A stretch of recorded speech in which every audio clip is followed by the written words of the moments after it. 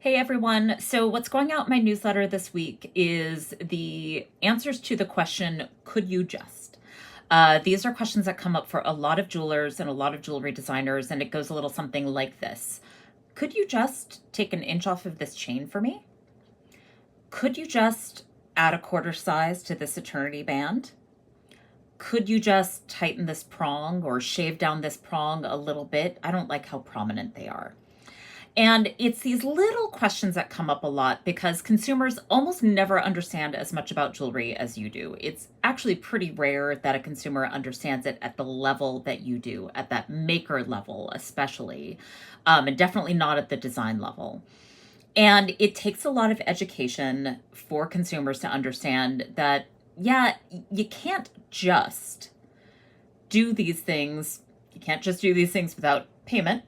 You can't just do these things without walking them through some of the possibilities of things that could happen. So, in the example of, could you just take an inch off of this chain for me? Well, in theory, yes, you can, but there could be some other considerations that the consumer is going to need to know about.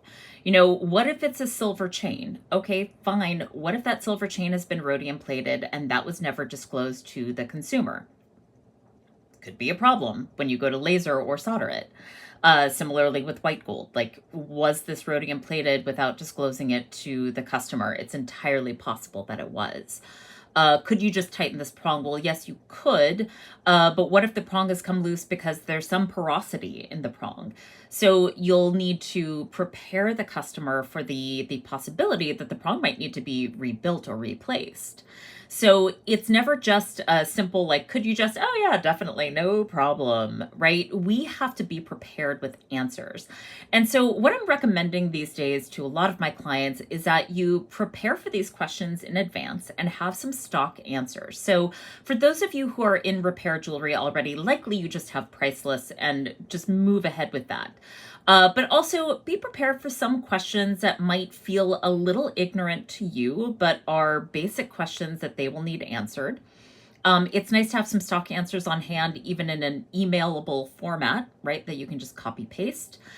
For those of you who aren't in repair jewelry and really only repair your own work, you'll want to be prepared to send them somewhere else, or with a simple answer that says, I'm so sorry, I only do repairs on work that is my own. I highly recommend going to XYZ person across town.